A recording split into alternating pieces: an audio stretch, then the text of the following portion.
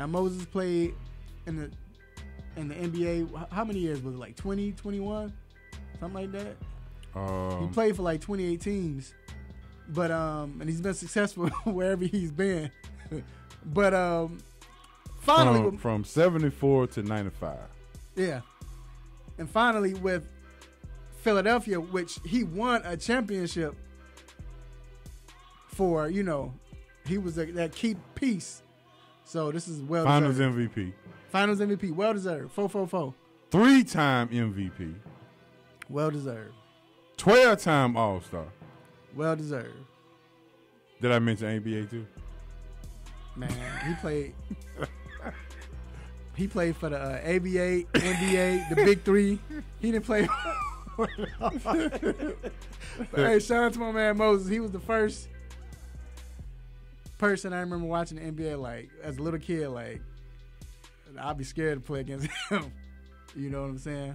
So shout out to him. Shout out to him because he's a former Hawk. So yeah, man, he played for every team in the NBA. Almost. Buffalo Braves. Every team in the NBA. Played for the Bucks. He played for the Spurs. Who else he played for? Houston Rockets. Played for Houston. Yeah. Played for the Washington Bullets. Bullet. Toronto Raptors. No, Spirit of St. Louis. He played for everybody. But anyway, congrats to Moses Malone. Moving on. Please get your button ready. Oh, G. Jesus Christ. So, former Atlanta Falcons OC offensive coordinator Steve Sarkisian, AA alum, has been hired as the Arizona Cardinals offensive coordinator. Stop it. One more time. Stop it. But I will say, I want to ask you this, H.O. Is it really his fault that he can't? Really his fault, or should we blame Atlanta for putting him in that position and having him to say, "Hey, you coach this way. We want you to use this system." I'm an accountability type guy. I start from the top. I start with the root. I can't be mad at him. Right. Period. You put me in this situation, so I'm going to do the best I can. Now, personally, I have nothing against him. My question is, G, is if Kingsbury is such this offensive guru, and we see this trend when the head coach is the play caller as well, why are you hiring the offensive coordinator? You still need someone to bounce ideas off of, to collaborate with. I mean, even though you make the final decision, if you're going to call the plays, you're the one making the final decision, but still you need others to have some ideas. Okay. Eric Bieniemy, right? Offensive coordinator for Kansas City. Yes.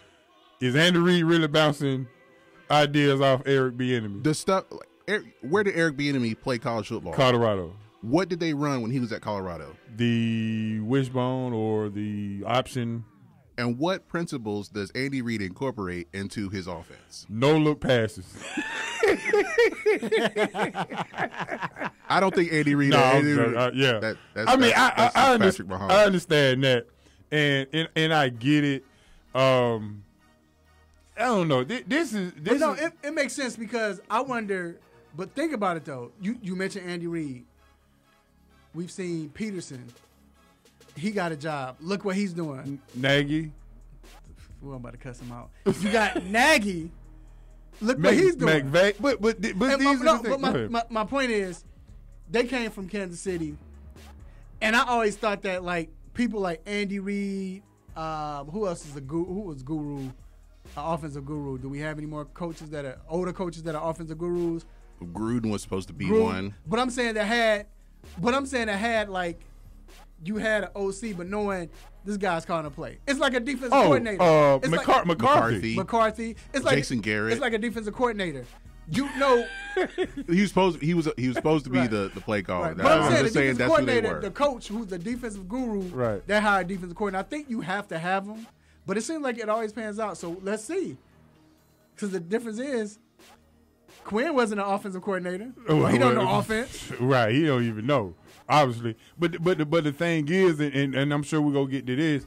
But what lies the problem is, if you know that Andy Reid is calling the plays, or these head coaches are calling the plays, some of the credit goes to who is named the offensive coordinator, and then when they actually get jobs, they flame out. Right. You see what I'm saying? No, I agree. They just flame out because they getting credit. Like Josh McDaniels. He flamed out. Hey, look, we got to move on. But Right. I understand you. It's a great question. Moving on. Speaking of coordinators, the Chicago Bears What's with the pause? have Not that dramatic. we hired, the Bears have hired new defensive coordinator Chuck Pagano, which I'm not gonna lie. At first, when I heard, I'm like, huh? But I forgot he was in Baltimore. He served as defensive backs coach, I think from like 2009 to 2010, or 2008 to 2010. And then 2011, he was the defensive coordinator for the Ravens. So I like that defense over there. You know, it's 3-4 defense. So I hated that we lost Vic Fangio. That's why you're supposed to win when you have a chance. But anyway, moving on, man. It's a good hire. I think I like it. Listen to this. So, Charles Henderson High School in Alabama, their forward, Mayori Davenport. Now, she was stripped from eligibility playing basketball, and she was playing for the USA basketball team, and they sent her a check. Mm-hmm. And they all get like a little stipend, but her check they sent her by accident too much, sent her another check. I don't know if she spent it, but she cashed it, or she was about to. She never spent it. She sent it back, but the Alabama schools, they said no. They looked into it. You suspended. We're stripping you from playing. She couldn't play. Well, her parents went and asked for a motion, and the judge granted her an emergency motion. Right. She played her first game last night, and she scored 25 points. Congrats. Justice is served. Right. So we're happy for her, and definitely will be rooting for her from here on out. So shout out to her. She'll be playing at Rutgers next year. Rutgers, yeah, she'll be playing at Rutgers. I tell you what, that check would have came to Bankhead. It never would have made it back though.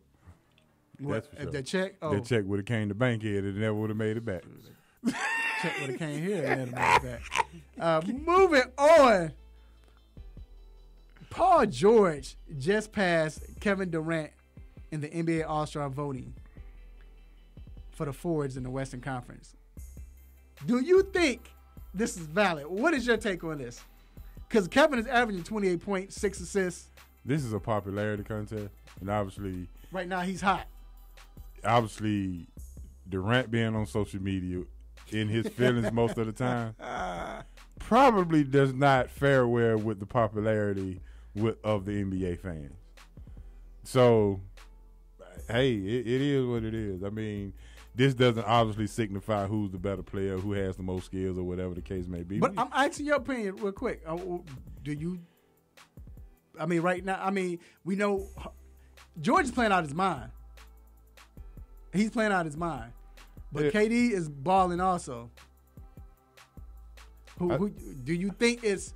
And we know it's a popularity contest, but I'm saying your vote right now. Would you go George or would you go Durant starting in the Western Conference? Durant. G, who do you have? I take Durant right now. See, I take George. I think George is playing great right now. I take George, but we'll see. And last but not least, pitcher Jake DeGrom and outfielder Mookie Betts avoided arbitration, and DeGrom signed a 1-year, $17 million deal with the Mets, and Mookie signed a 1-year, $20 million deal with the Boston Red Sox. So arbitration is no joke, huh? Yeah, and also to add, the Braves signed all the arbitration for it.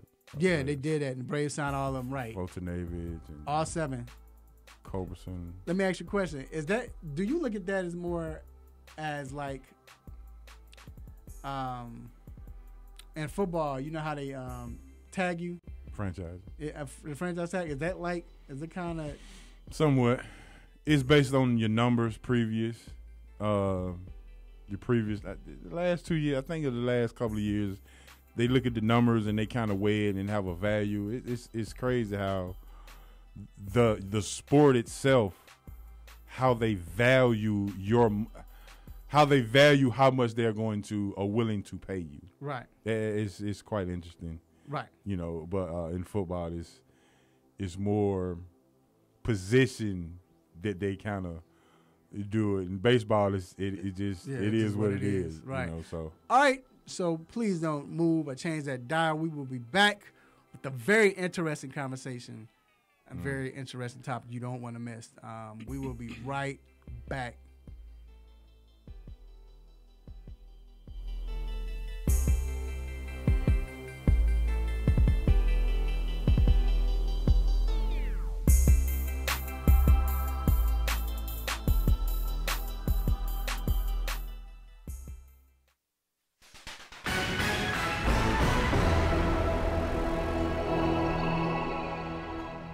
Good morning. This is Greg Hurd, and this is your 3-Point Conversion Sports News Break. The Atlanta Hawks got back on the winning track last night by upsetting the Philadelphia 76ers on the road 123-121. John Collins, who scored 29 points and grabbed 9 rebounds, hit the game-winning jumper with 25 seconds left. Kevin Huerter also pitched in with a career-high 29 points. Georgia Tech men's basketball team will travel to Syracuse to face the Orange. The Yellow Jackets are 9-6 and 1-1 in ACC conference play. The 12-4 Georgia State Panthers will host Louisiana Monroe today at the Georgia State University Sports Arena at 1 o'clock. Make sure to get your updates exclusively with the 3-Point Conversion. The divisional playoff games are today as the Indianapolis Colts travel to Kansas City to face the Chiefs, and the Dallas Cowboys are in Los Angeles to play against the Rams.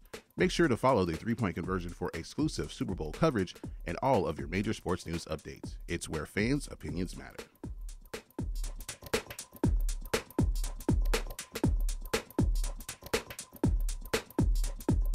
There's a lot going on in the world, and your world is always changing. That's why it's important to stay connected. The latest news, the latest entertainment, the newest music. If it's in the air or on the air, it can be in the palm of your hand, wherever you are, with the iHeartRadio app. iHeartRadio. Over 1,500 live radio stations from across the country, and over 15 million songs to create your own custom stations. Text IHR to 45495 to download the app or listen at iHeartRadio.com. Standard text and data rates apply. What's up? This is Chris Tucker for the 3-Point Conversion. Let's go. Let's go. Let's go.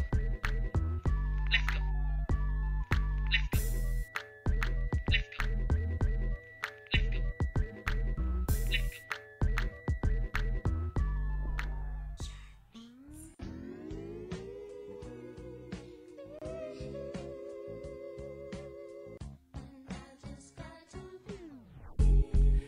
Yes, we are back inside the 3-Point Conversion Sports Lounge. It's Mr. Controversy here with my man H.O. Yeah. And this next topic, the hot topic, is brought to you by Syndica's Barbershop, located on 3000 Chapel Hill Road, Suite 206, Douglasville, Georgia.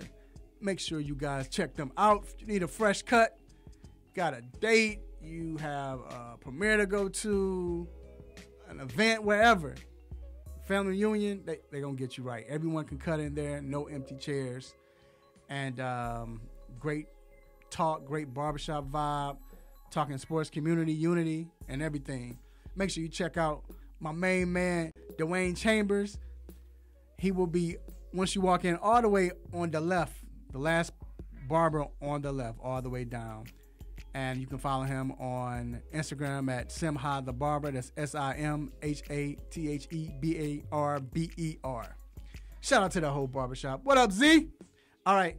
So this next segment, the hot topic, is definitely hot. I'm wondering, ladies and gentlemen, if the NFL is going down a slippery slope. They just came off of this situation last 2 years with the kneeling and everything. First, they banned Kaepernick, basically, Then they want to come up with rules and say, okay, well, you can do this, but you can't. You had owners talking about you better not do this, or you're getting all of this crap just because they want to stand up and protest. Not against the NFL, but just protest, period. And then they hired my man Reed. And when they bring in Eric Reed, the safety, he was one of the people who was kneeling down with Kaepernick and continued to kneel after Kaepernick was gone. And then for a moment, it seemed like he got blackballed. And then he was picked up by the Carolina Panthers midway through the season. Next thing you know, he's got tested, 7 times? Yep. For substance seven times in 11 weeks. Substance abuse, or just make sure he's clean, which is far more than anyone else.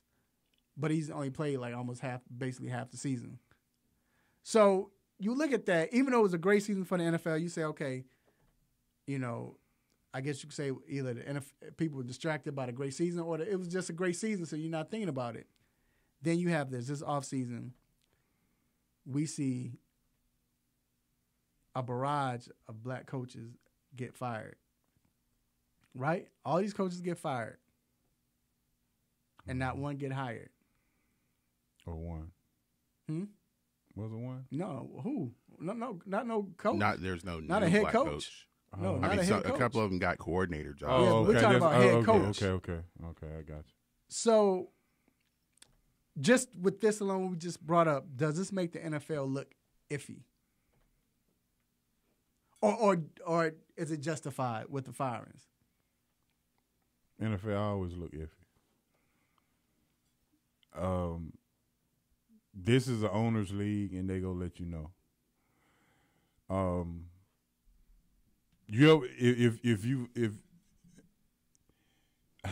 I guess I shouldn't say that, but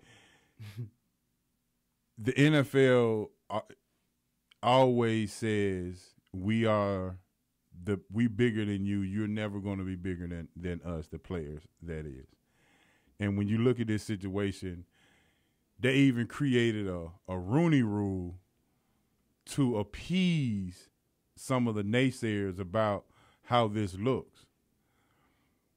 And I don't even think it has helped, or it may have even gotten worse. Right.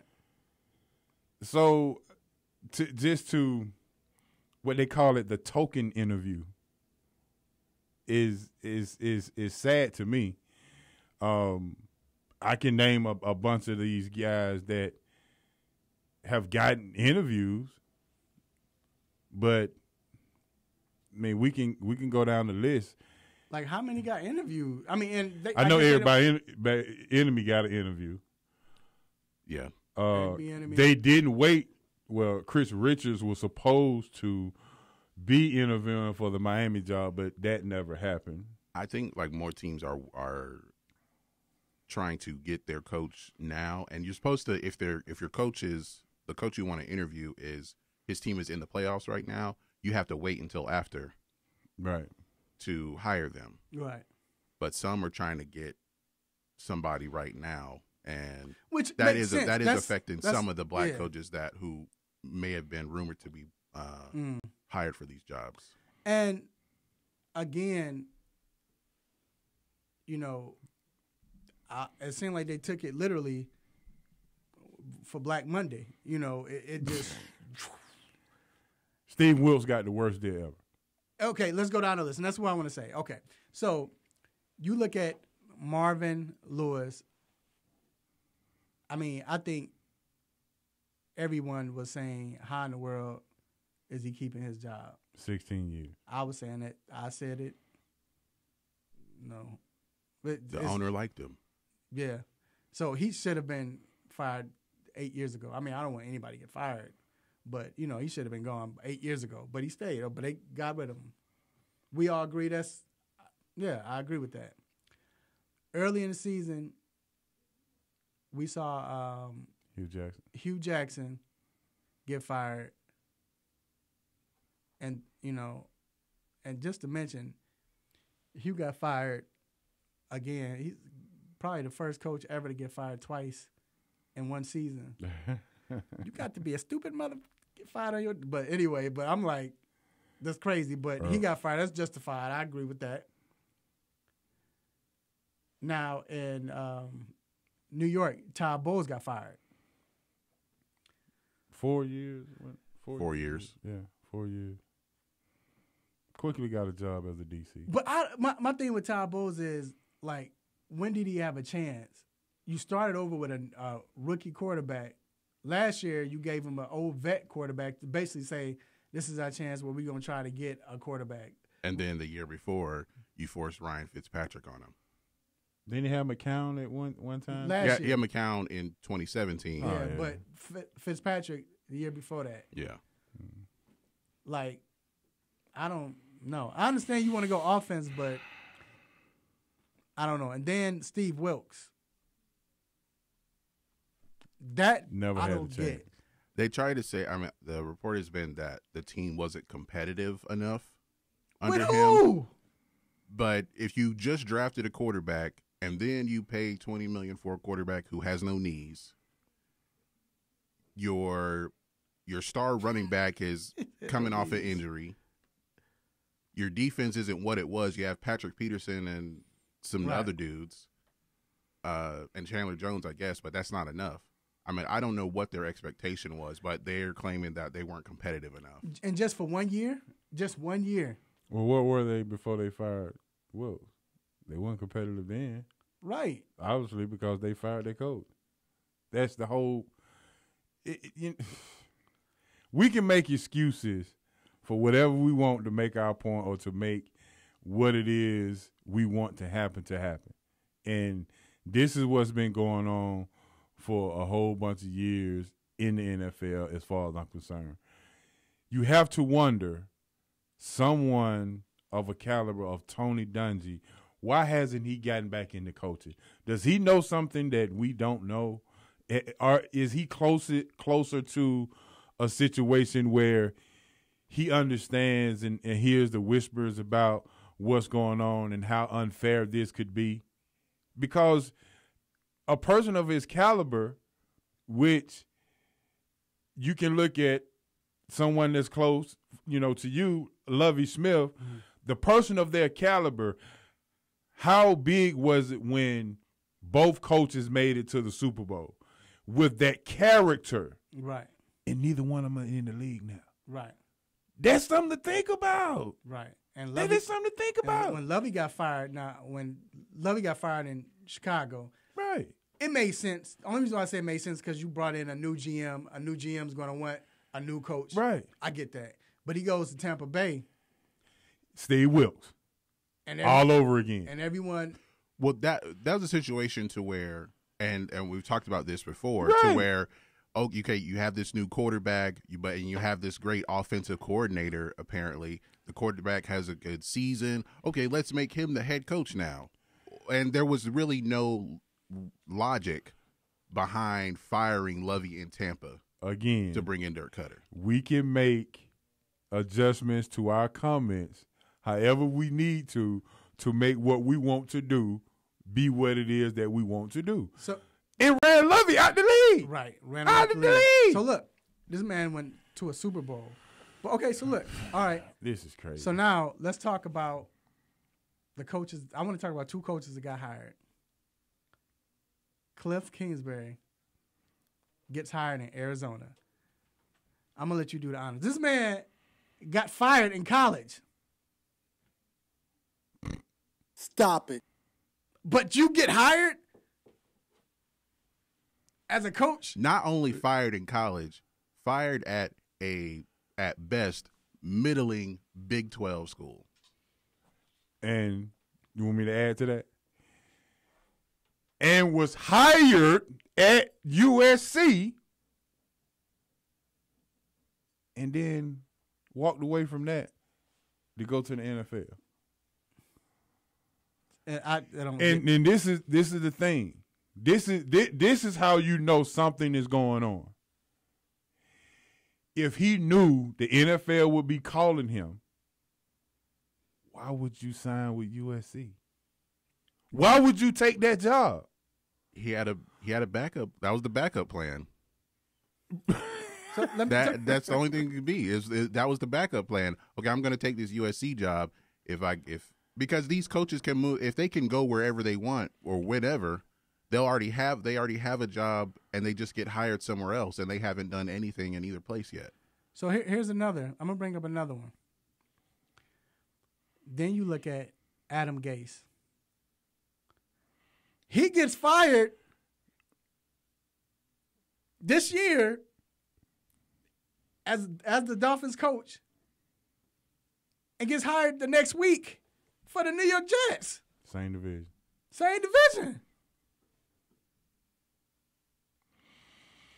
You didn't win anything in New York. I mean, in Miami. And you were there a couple of years, 3 years, I think. And then you go to New York. I mean, then you get fired, and all of a sudden you have a job. But everybody else get hired as a coordinator. Well, some guys have been living off of who they had success with. Right. Adam Gase had success with Peyton Manning in Denver, so he's living off of that. Cliff Kingsbury is somehow still living off the success with Manziel and because he coached Patrick Mahomes before anybody knew who he was. So let me ask this then, quickly. So with these coaches getting hired, all of them tend to be or are basically, except for Vic Fangio, offensive coordinators. Do you think? Can we say, like, and I understand you make all excuses, but can we say that does this have anything to do with the fact that the league is moving offensively, or because think about it, all the brothers that got fired were defensive coaches, and if so, where are the black offensive coaches as far as offensive coordinators? Are they in college? Except for Eric Bieniemy, he got. There's not a whole lot of them in general. Like Hugh Jackson is one, but he got fired twice in a year. I'm not sure where Pep Hamilton is. When you're the head coach of the Oakland Raiders and the Browns, it's gonna be the hard. Oakland part was unfit. That was wrong. He got wrong then. He did. But just for them being affiliated with you. But I'm just saying, something's got to give, bro. Shout out to Smitty. We can't say that on air, but I'm right there with you. But this is the thing. Every time you start to build a momentum, think about this. Every time you start to build the momentum of it was the hot thing to be the defense. It was a defensive league. And then all of a sudden you got all these black defensive coordinators that were all of a sudden getting opportunities. I think at one point it was up to 8 black head coaches or 5 or something like that. All of a sudden it was this defense. Wilkes, Vance Joseph, it was the hot thing. All of a sudden the Kaepernick situation happened. The flag stuff, you didn't hear nothing about the flag this year, period. And then all of a sudden, this new phenomenon of young offensive coaches starts to come about, and now everybody wants to move, or the NFL wants to move to this offensive thing, and now it eliminates opportunities. Right. They're chasing the ghost of Sean McVay. Yeah, I mean, that's all. And like Cliff Kingsbury, he knows Sean McVay. That's probably a big part of why he got that job. It's just. You said Pep is at University of Michigan. Yeah, it's crazy. Ran him out the league. We're gonna they did. We're gonna take a quick break. Something to think about. Something to wonder. I don't know. Something's got to change. But we're gonna take a quick break, and we will be right back.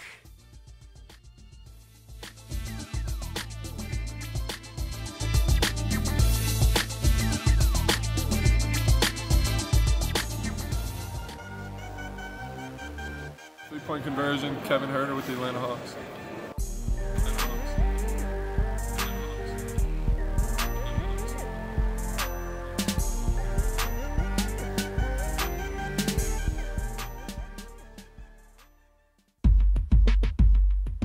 Have you been looking for a radio station that gives you sports? I don't believe it!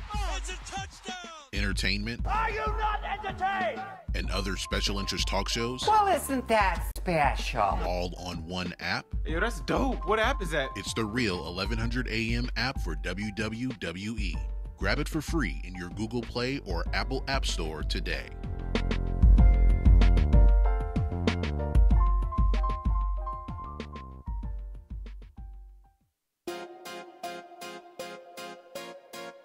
What's up, y'all? It's your boy Kent Bazemore from the Atlanta Hawks. You're now listening to 3-Point Conversion.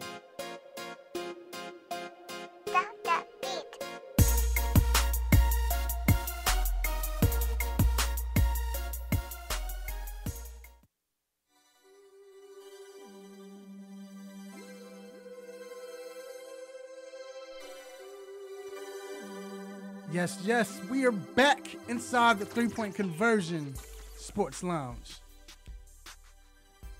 Great segment 4.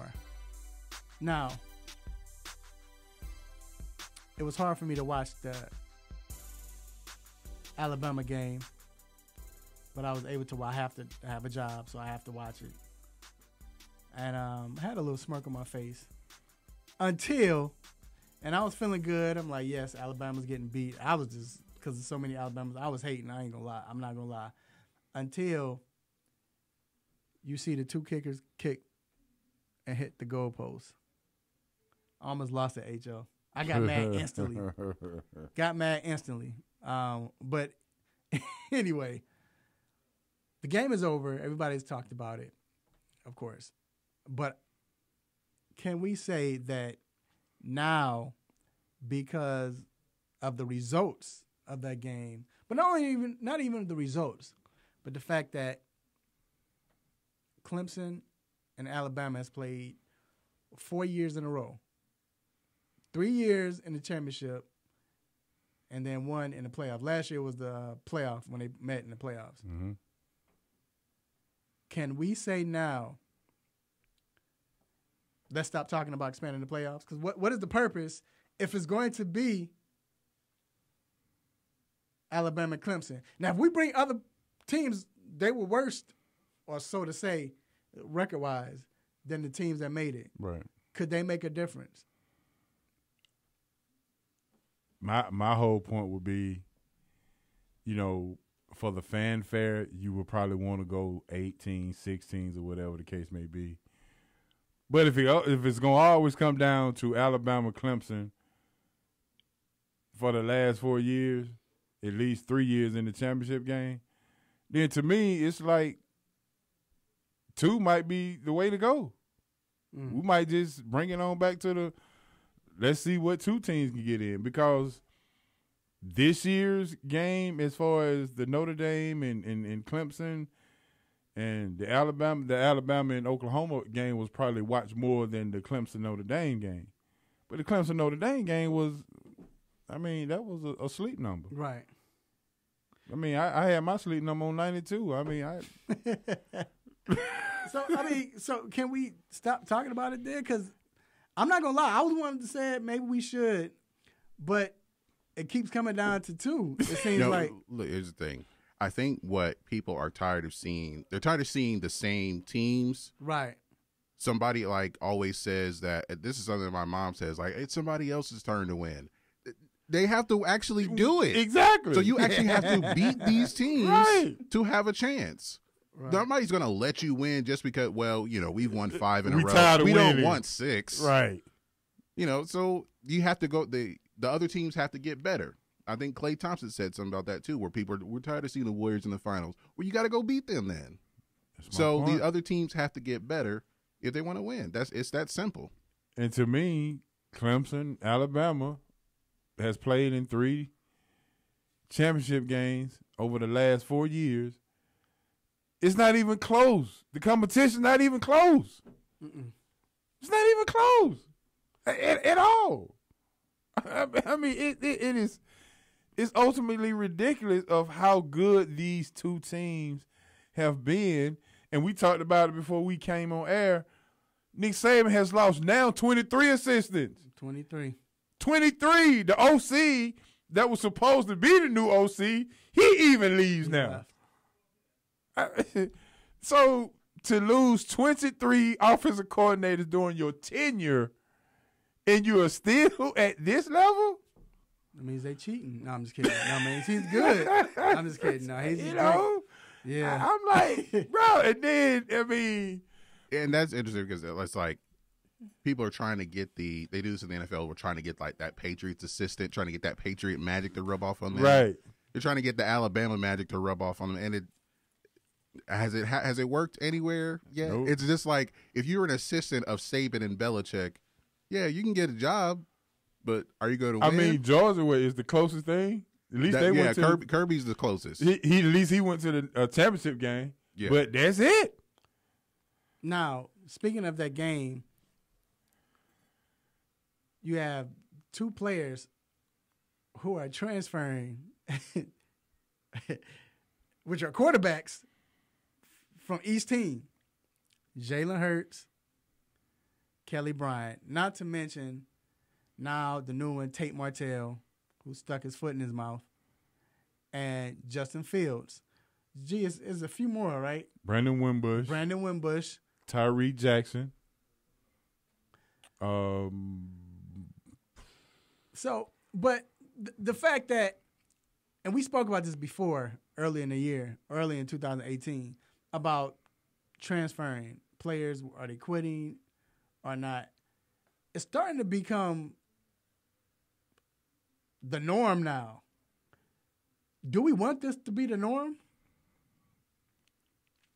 Because, okay, before you answer that, do you I understand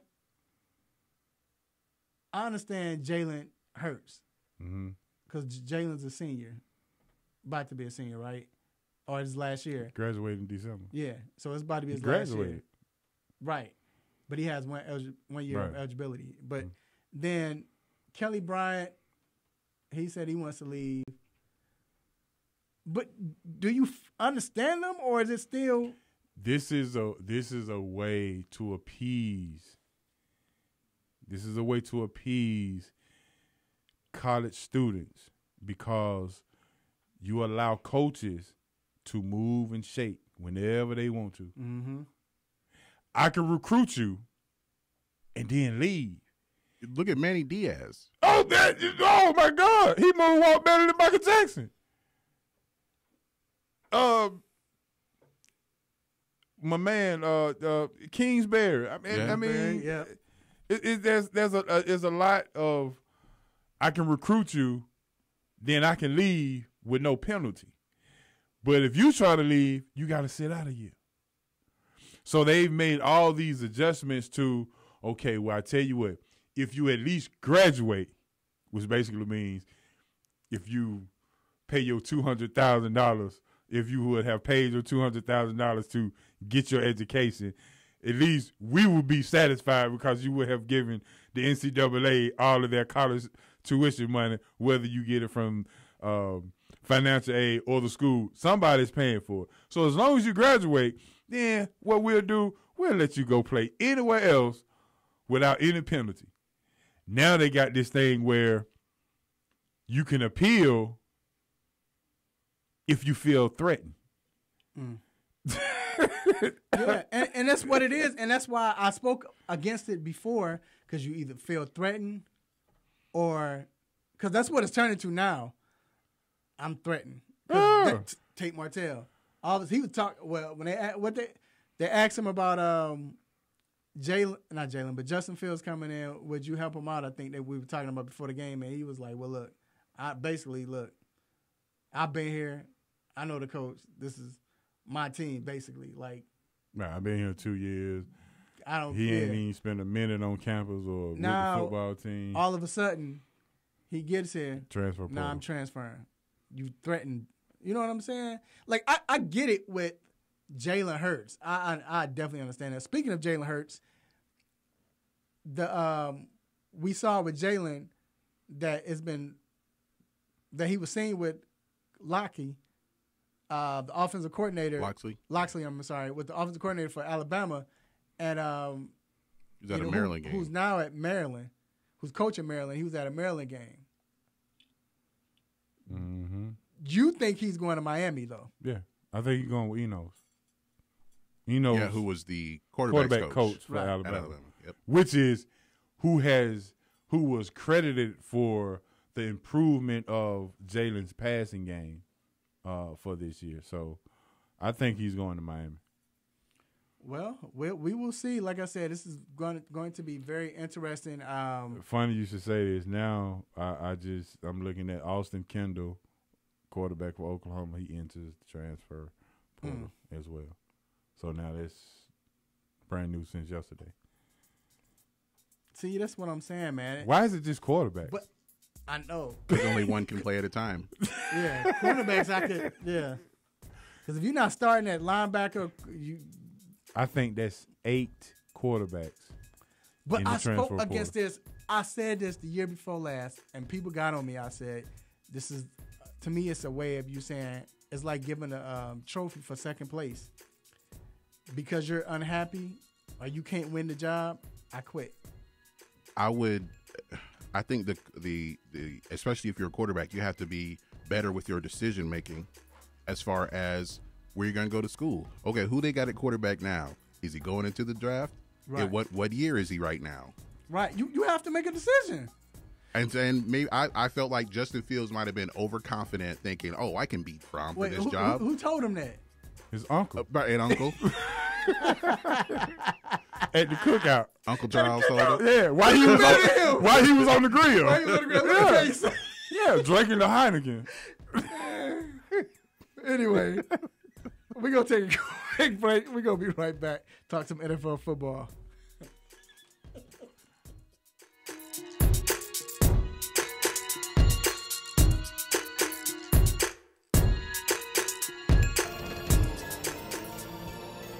Hey, this is Gary Payton. Y'all listen to 3 Point Conversion Radio. It's the bomb.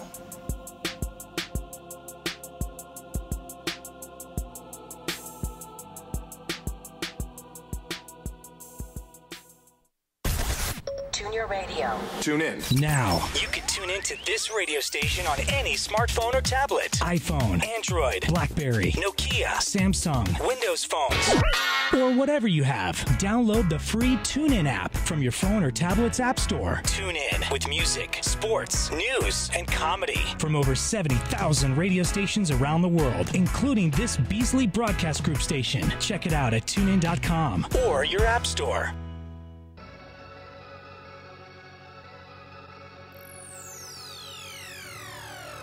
Ladies and gentlemen, this is Cat Williams, and you are listening to 3 Point Conversion Radio.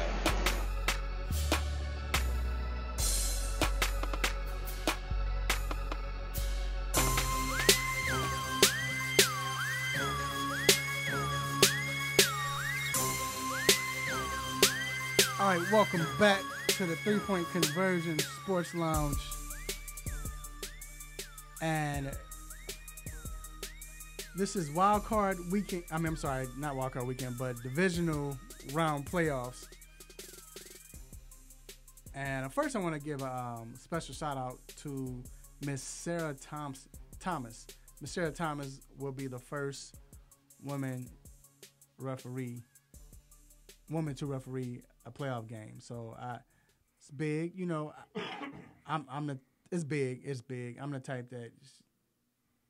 I'm not even looking at it like that. Like, hey, she's good. So, you know what I'm saying? She's there. So, hey, kudos to her. But, you know, I think other women who wants to get into this field and see her excelling or anything, and it's not even women, just anybody. If you feel like, whether it's race, gender, religion, you feel like you can't be because of your race, religion, gender, or what have you, she's proven it. You know what I'm saying? So shout out to her. But today is division round playoffs.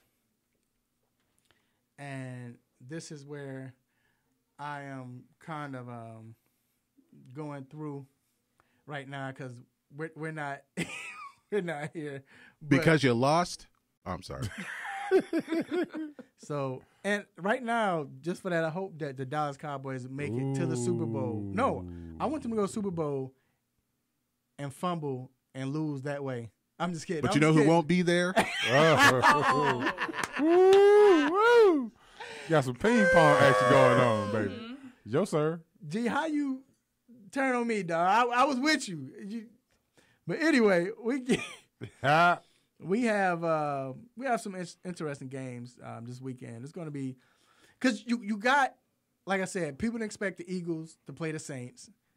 You really didn't expect the Cowboys to play the Rams. Everybody's waiting for the Cowboys to play the New Orleans Saints, but they're playing the Rams.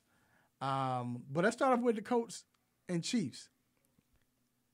It's supposed to snow today. Well, it's snowing today. It's snow. In Kansas City? In Kansas City. Won't be no barbecue today. Do they have a chance, the Colts? And why? They have a chance because it's snowing. They have a chance because their offensive line is mean. Their offensive line. So you have Justin Houston, D Ford, all these guys that can get to the quarterback for Kansas City. This is their strongest piece on defense. Right. Secondary has been garbage all season. Eric Berry, we've seen him go up against the likes of Gronk in the past, but we have not seen him at this level or at that level here recently. So you got Ebron, you got T.Y. Hilton, you got an offensive line that allowed Mac to run for 148 yards last week. You know, on the flip side, we got to see if Andy Reid can prevail in a playoff. One playoff win, you say? One playoff win as a Chiefs coach. As a Chiefs coach. New quarterback, I get it. You don't have Kareem Hunt. That's big. Don't have Kareem Hunt. You do have Tyreek Hill, but it's snowing. This game, this is what I think people have been waiting for. Let's see how you perform in the playoff when the weather changes and when you have to play against, or not just against an opponent, but in adverse conditions. Mm-hmm. Now, granted, I mean, you say the Colts because of the offensive line, and they got a running back who can run the ball well, and just probably fit for him. But those wide receivers for Indy, same type of players. You know what I'm saying? Mm-hmm. They're not built for this. So with the Colts, I think, the Chiefs, I think the fact that they have the crowd behind them. You know, this is football to them right now, you know. And then they really believe. Let's be real. Those other years, Chiefs, last year against Titans, they were loud, but it was a sense of, you could tell they didn't believe that they were going to win. They were nervous. I'll say that. Well, I think they're confident now. But I think because it's a whole different team than Andy Reid. I think you look at Andy Reid's team, look at it, and then we'll move to the next game. Alex Smith. Right. Come on. I mean, the wide receiving core back then, no. They had Kareem Hunt, and other running backs that could have been successful. They were hurt. But yet still, he didn't have the weapons that he have now. He didn't have the intangibles at the quarterback position back then that he has now. I think that makes a difference. And I think the mindset of them now and Andy Reid feels like he's going to win because of that. Real quick before we move on to the next game, all the coach has to do is move the chain, keep Mahomes off the field, right? Their defense is underrated. They got one of the best linebackers, rookie linebackers that we've seen in a long time. If you force Kansas City to be one-dimensional, come out, throw the ball, stop the clock, 3 and out, and the Colts get the ball back and they run 12-play drive, 14-play drive, getting field goals or getting a touchdown, the Chiefs, you forcing them to be one-dimensional, that's a recipe for a L. But can I say this though? With the Chiefs, with the Colts defense, they played a cover 2. We heard Booger McFarland say their the cover 2 was won 6 Super Bowls.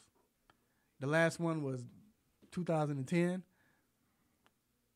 Cover 2 doesn't work anymore.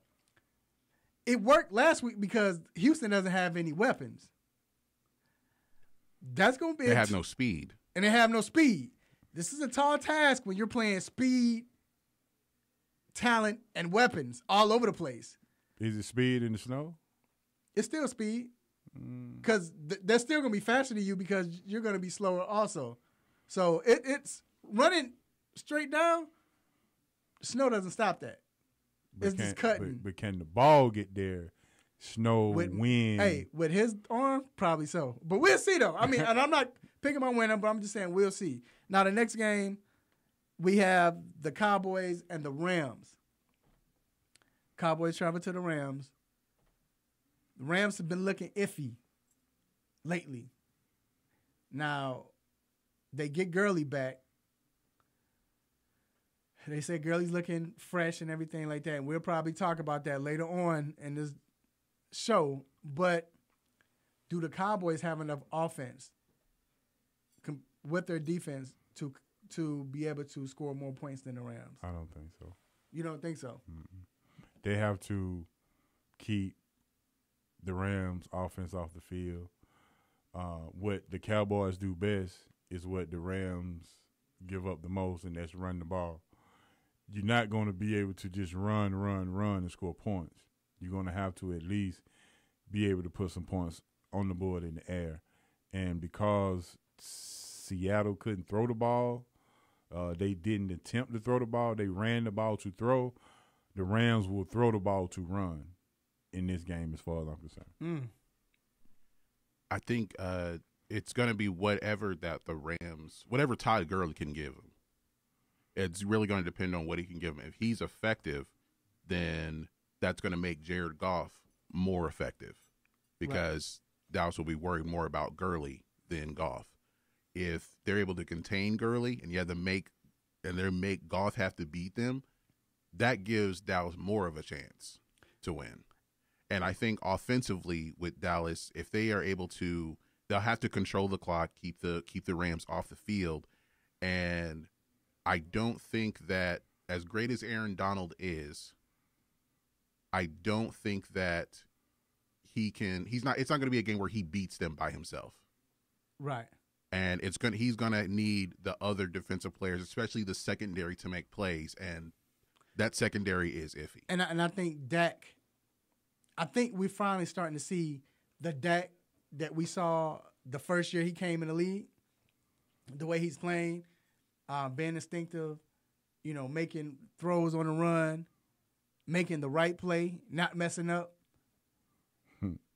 If he continues to do that, and we know Dak, when he plays with confidence, I mean, man, he won Rookie of the Year, so Offensive Rookie of the Year.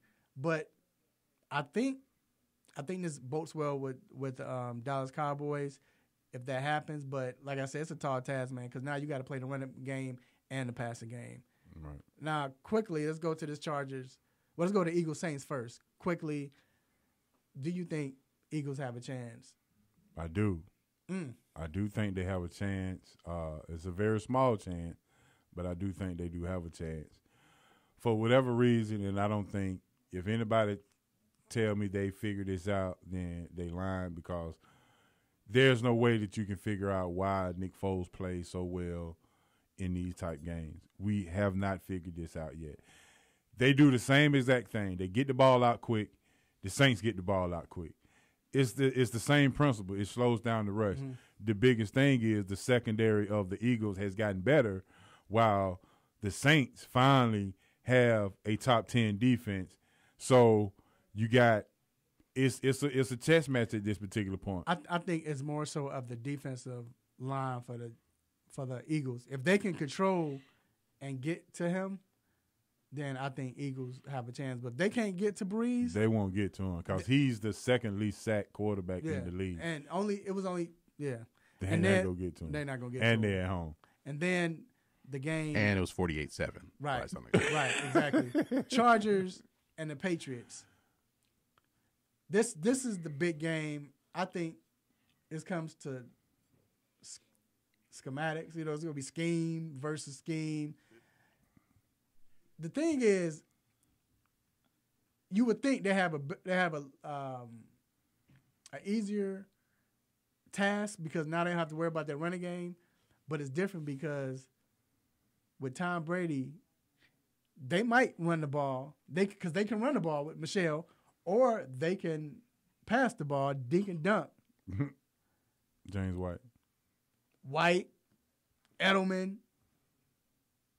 So this becomes, can they get to Brady? That's what it is. I think what New England will need is they need to get something out of Gronk. Like, right. He has to be effective in some kind of way, because if Brady can get him the ball, it opens things up for everyone else. But if he can't, it's going to be a struggle, and that will give the Chargers a chance. And I think this bye might have helped that situation. But on the other side, with the Chargers, I think what they have to do is, if Gordon is healthy, they have to run the ball. They can't be one-dimensional at all. They can't. It has to be 3rd and 4, right. 3rd and 5. Eckler, to me, is the key to this game for the Chargers, because when he comes in and spells Gordon, not only does he have to run the ball, but he has to block the ball. He has to block also. If they give Rivers time, because think about it, Rivers can't throw. Rivers is crafty in the pocket, but if Rivers is going to his left, then he can't throw. But if he's rolling to his right, he can still get that ball out and be accurate. And he's going against history. Rivers has never beaten Brady. Ever. That, and if it snows, goes against the Chargers. But I think the key to this game, I know we got to move on, do not, and I repeat, let's do not underestimate Gus Bradley's defense. He's been a wizard with it for years. He just hasn't gotten the credit that, in my opinion, he sorely deserves as far as a defensive coordinator. But we'll come up with our picks later on in the show. But right now, we're going to take a quick break, and we will be back with our Stop It segment. Keep it locked.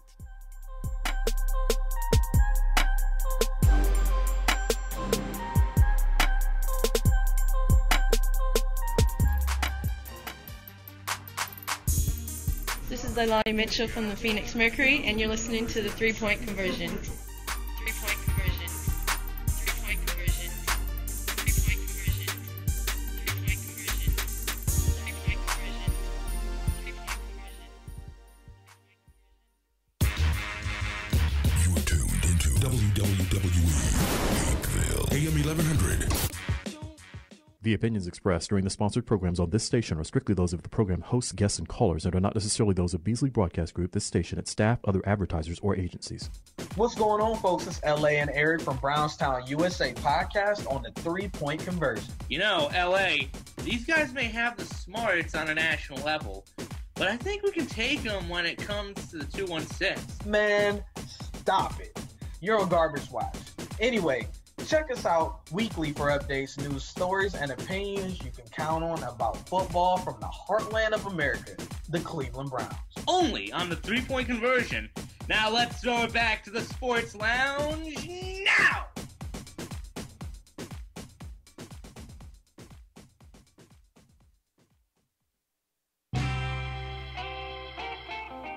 No mercy. Don't let up on him. Go hard on him, Mr. Controversy. Hit him with the stop it button.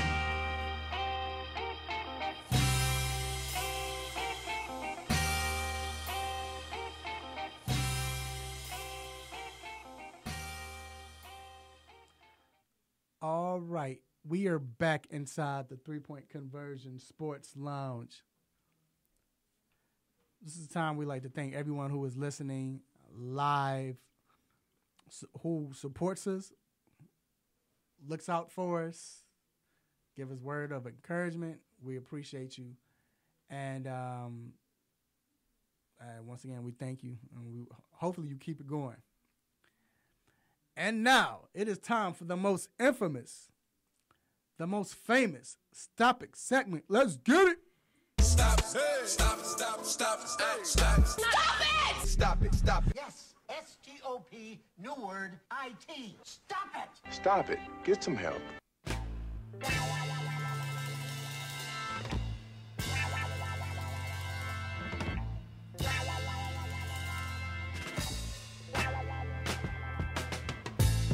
All right.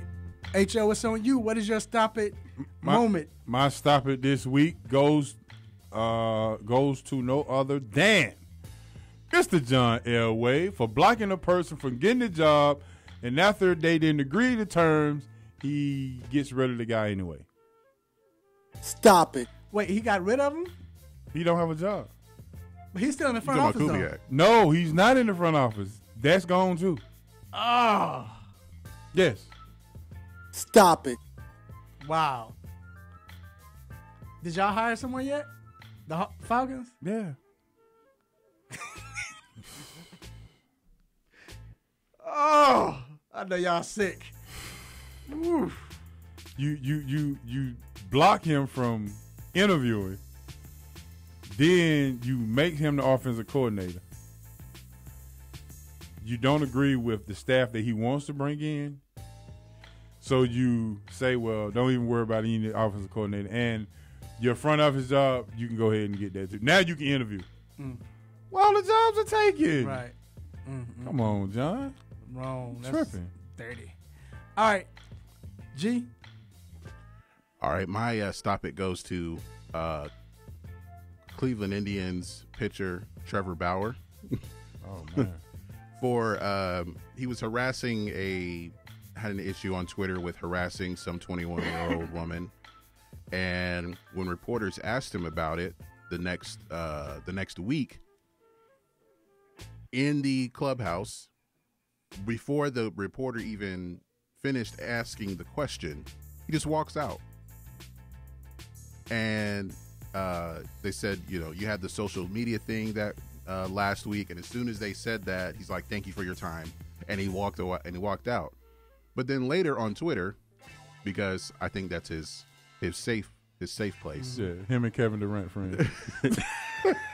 If you see what he tweets about, they're not friends at all. But he says, also, note to reporters, if you're going to write baseless hit pieces about me and not even interview me for the story, at least stick to your guns and don't bother saying hi to me in person. If you hate me, just hate me and stick to it. Don't be soft. Well, they tried to interview you and you walked out. Right. Like, what? So, which one is it? I see why Cleveland want to trade him. So he gets a stop it. Stop it. I see why Cleveland want to trade him. And last but not least, my Stop It moment. Oh, man. Goes to Miami University's head coach, football head coach, Manny Diaz. He came out and talked about as far as why players are going to other programs, and I guess not his program. And he says that, look, the world has changed, and I'm going to blame the NBA. Once Kevin Durant went to the Warriors after they were up 3-1 when he was at Oklahoma City, and then, now kids want to go where the winning is. So that's hard because you have to create the winning to get to them to come to where the winning is. What? Stop it. So you're a football coach, you're blaming Kevin Durant because you can't get no one to come to Miami? Because players want to go to where they can win? Man. All right, we're going to take a quick break. Wow. Manny already messing up when he get there. We'll be right back to talk some NBA football. NBA football. I'm tripping. I can even stop it. NBA basketball. Stop it. New sport. I'm thinking about Chicago. I'm still thinking about the Bears. We'll be right back.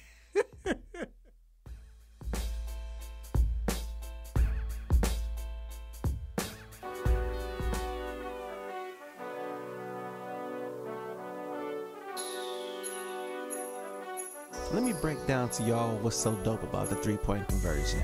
First of all, everybody is a fan of the game first. Second of all, everybody is a student of the game second. And third of all, we're the average sports fan just like everybody else. We're not coming in here, walking with our nose tipped high, acting snooty, acting brand new. This is a grassroots organization. Bar none. The 3-Point Conversion, where fans' opinions matter.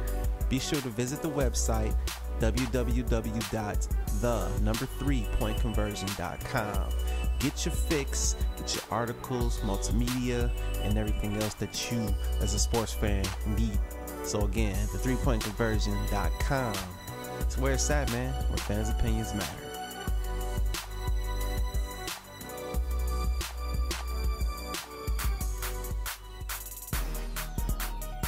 Hey, what's going on, sports fans? It's the 2018 Battlegrounds champion, Damian Adams, from The Real Deal with Damian Adams. Now, you can catch my show weekly on the 3-Point Conversion station on Spreaker Radio. But for right now, I'm doing what everybody else should be doing, and that's listening to Mr. Controversy and The Intellectual in the 3-Point Conversion Sports Lounge.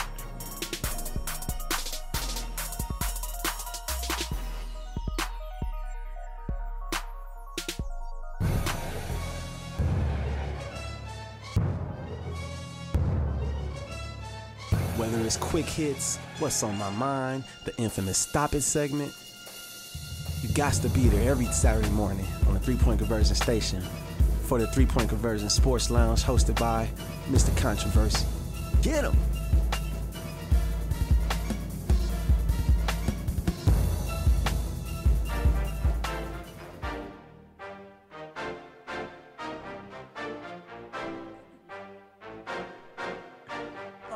We are back inside the 3-Point Conversion Sports Lounge. I believe I say NBA football. Oh, bro, I'm still jacked up from Sunday, man. I ain't gonna lie. Anyway, it is time for NBA football. I'm just kidding. It's time for this NBA basketball. And, of course, we couldn't do this without a friend of the show, someone who we definitely respect, and he's the owner of Basketball Writers, which is a website for basketball. If you're a basketball fan, especially NBA fan, that's what it is. You're gonna get the greatest writers, great content, and you can go to bballwriters.com. And you can follow them at bballwriters, and they cover the NBA, WNBA, EuroLeague, esports, and gambling, with the G League likely coming. It's none other than our man, and you can follow him at bballjoe. My man, Joe Cortez. What's going on, Joe? Hey, guys. Thanks for having me. Let's talk some hoops. There you go. What's up? Yes, sir.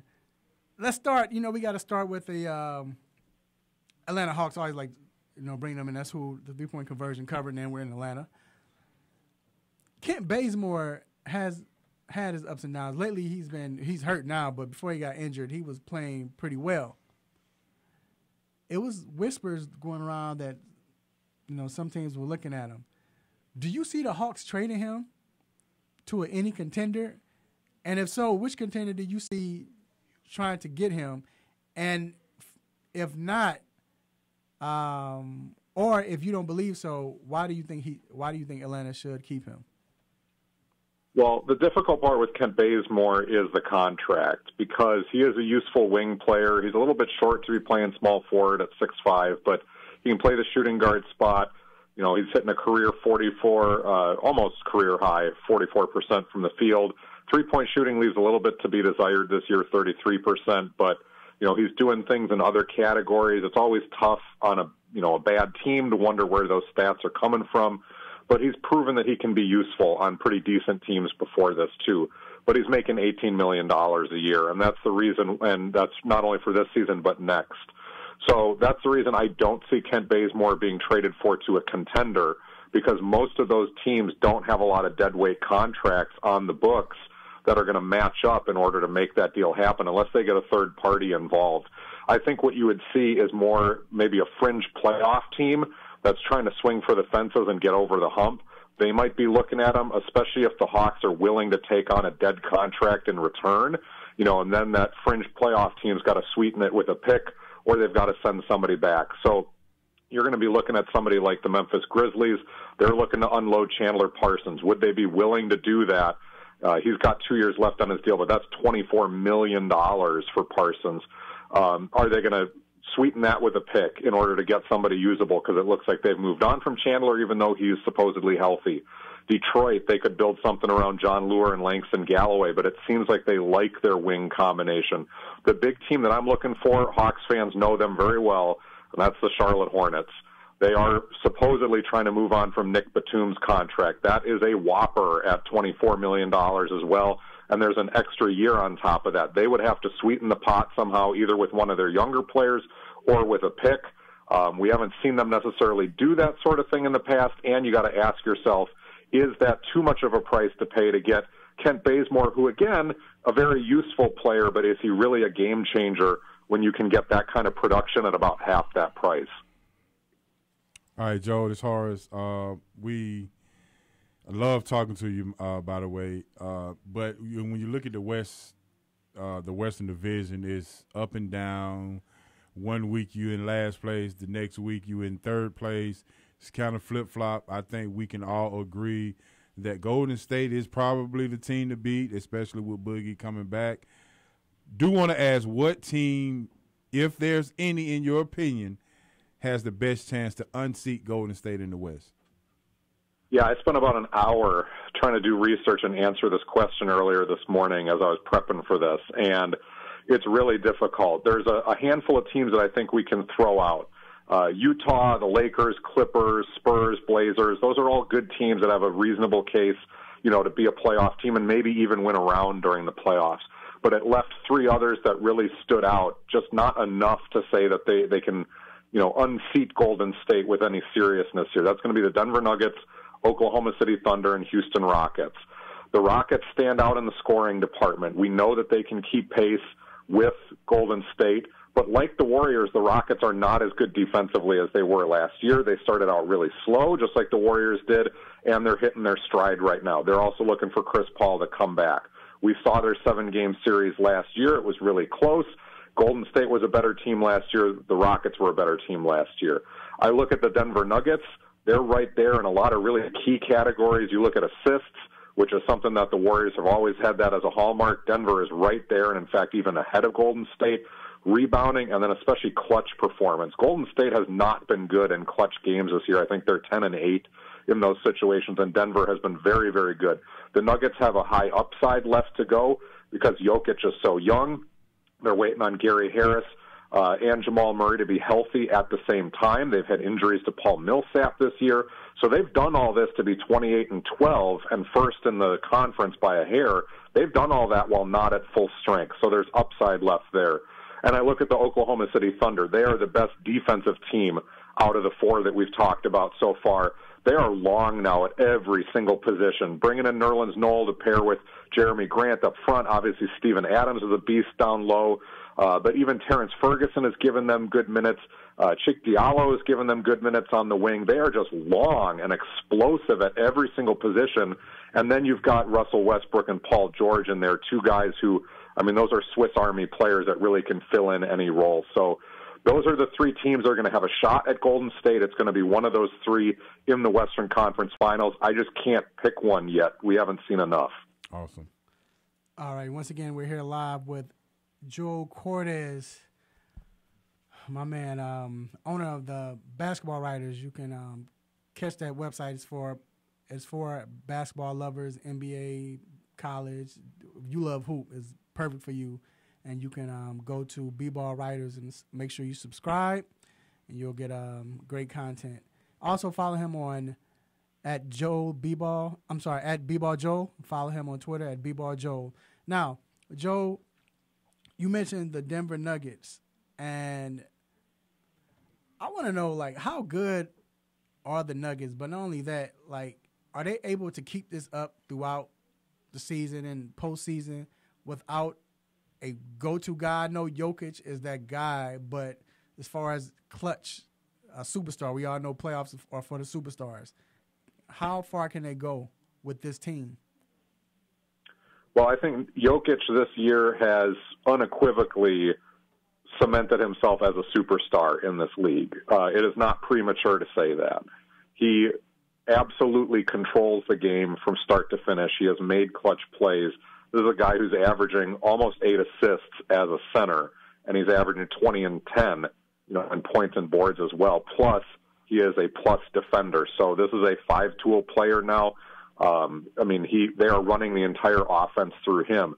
But your question is still valid about the Nuggets because that is the only superstar on the roster.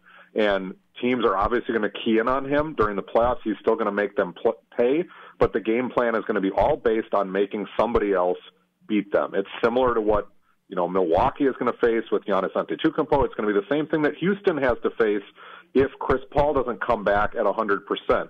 So it can be done, but really the question here is what kind of upside does Jamal Murray and Gary Harris have left during this season? Are these, good scorers who are streaky? Gary Harris is a good defender as well. Jamal Murray's got wonderful three-point range, and can get to the basket. Are those guys going to be consistent on a night-to-night basis when they get to the playoffs, something that they have not yet done? And are they going to have enough depth behind them, which I believe the answer is yes. If this team is healthy, Denver is freakishly deep beyond, Paul Millsap, but Trey Lyles gives them good minutes off the bench. Mason Plumlee is a fantastic basket cutter. Torrey Craig has been helpful. Monte Morris has been helpful. They've got the pieces to go the distance, but you just wonder if it's a year too early. Like I said before, they're 28-12, and every year we'll always see somebody in the first half of the season jump out to a really good record and maybe be sitting at the top of the conference, and then all of a sudden they get into those dog days, they get into that stretch playoff run, and they fade a little bit. I don't know that that's going to be Denver this year just because, again, they're getting healthy, and they've done all this while not at full strength. But I don't know if they're going to be ready to walk in their first year together in the playoffs, essentially, as this group, that they're going to be able to walk in and march, 3 rounds into the Western Conference. That feels a little premature. All right, Joe, I think people would think we live in Denver the way we talking about the Nuggets. But I do have to ask you, we had a poll up earlier this week and asking the top 3 MVPs for the season, everybody with the LeBron, Harden, and the Greek Freak. When it got to me, I kind of threw Jokic in the fold because I'm like, listen, he's doing this without a healthy team, so I just kind of wanted to get your opinion. Would you consider Jokic as a sleeper MVP pick for this year based on what he has done with not a full healthy team? I think he's in the conversation, and that's as much of a compliment and a hat tip that we can pay to him. Okay. I don't think it goes any further than that. I look at Jokic the way that I did the Greek Freak a couple years ago. We can see where this is going to go. He definitely deserves that respect and to be there. The fact that his team is sitting in first place right now is a big thing, but I'm not going to put Jokic over what James Harden is doing, which is on a historic level again. I'm not going to put him over what Antetokounmpo is doing now in Milwaukee, where he has reached not necessarily the threshold of his talents, but he is absolutely there on a nightly basis and is completely unstoppable. Jokic feels like he's a year, maybe a year or two away, but the very fact that he's in this conversation, and we can all say this with a straight face, that's a huge compliment to him. But no, I would not name Jokic MVP yet. Okay. All right. We definitely appreciate you, Mr. Cortez. Thank you for coming on, sir. You're always welcome. And continue, man, to give that knowledge. There's some great stuff right there. Thanks a lot, guys, for having me, and it's always great talking hoops with you. Absolutely. Thanks, Joe. No problem. Thanks. All right, we're going to take a quick break, and we will be back with our segment, Ask a Doc. We'll be right back.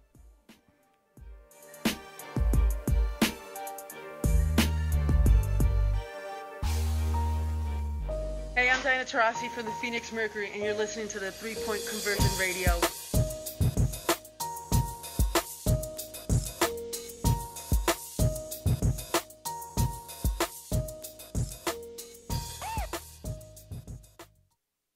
When is the best time to talk to your family about staying in touch during a disaster? When floodwaters reach your door? When wildfires are engulfing the edge of your neighborhood? Or an earthquake is destroying buildings? Or is the best time perhaps today? During a disaster, you may not be able to stay in touch with your family or friends as easily as you think. Go to ready.gov/communicate and make your emergency plan today. Don't wait. Communicate.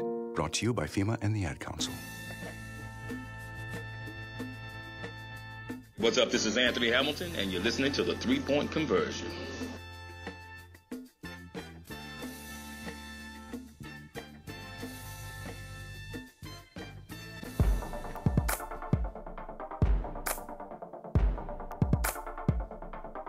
All right, we are back inside the 3-Point Conversion Sports Lounge.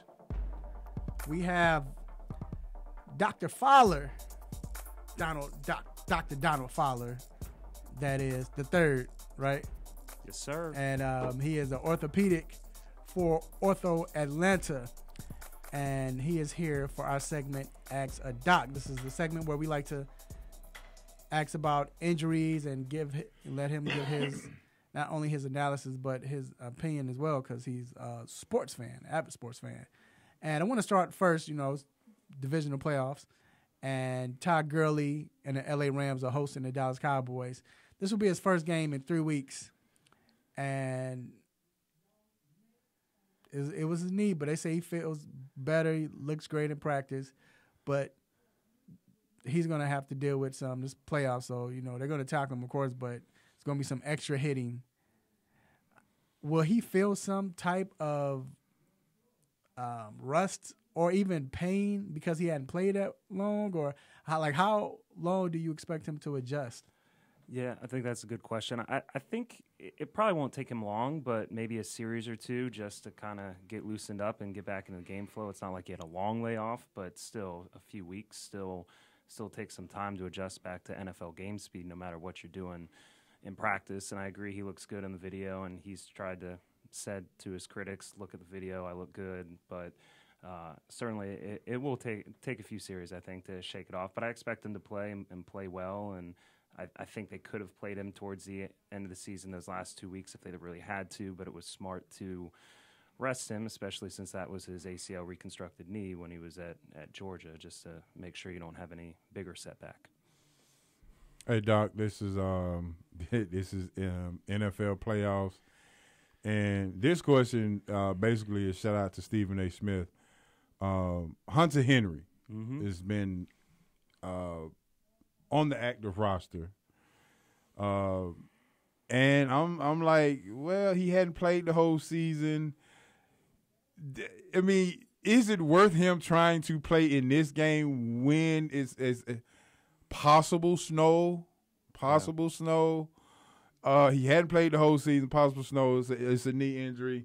Your thoughts on if he actually plays, or how effective can he be in snow coming off a knee injury? Yeah, so I'm very interested on this one. I mean, he had his ACL tear back in May, so we're talking somewhere around 8 months or so from the injury, which is kind of the earlier side of when we're seeing NFL players get back. I mean, Adrian Peterson, RG3, those guys, they were kind of that 7-8 month time frames, and actually looked pretty good initially when they came back, certainly. So I think it's reasonable that we might see him out there. Again, you're talking about Gurley taking 3 weeks off. He hasn't played the whole season, so he's going to be rusty if he is out there. I'm not expecting a crazy game. They still, of course, got Gates, who obviously isn't that fast but has reliable hands, and he's going to be in some packages. So I think they might even have him out there almost to kind of play with the Patriots, kind of scare them a little bit, have another possible weapon or option that they just kind of have to somewhat, well, we don't know what this guy is going to do, and maybe kind of misdirect them a little bit. All right, and once again, we're here live with Dr. Donald Fowler III, who's an orthopedic for Ortho Atlanta, does a great and a fantastic job.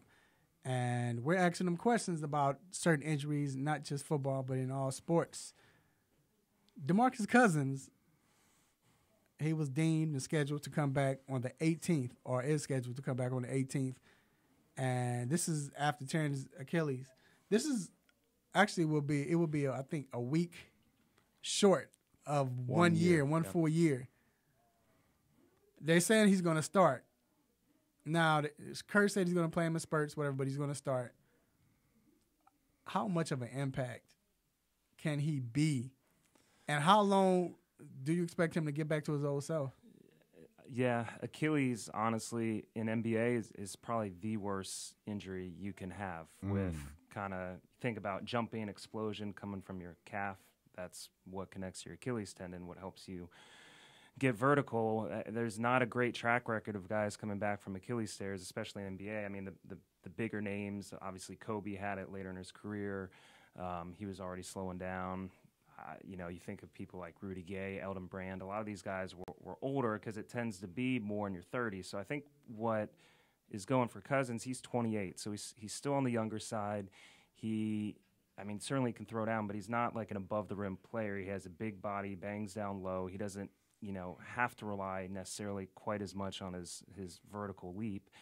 And he has superstars around him, so it's not going to be a lot of pressure for him to carry the offense. So I think, as far as a situation goes, coming off an Achilles injury 1 year out, this is the best thing he could possibly hope for. They're not going to have to rush him.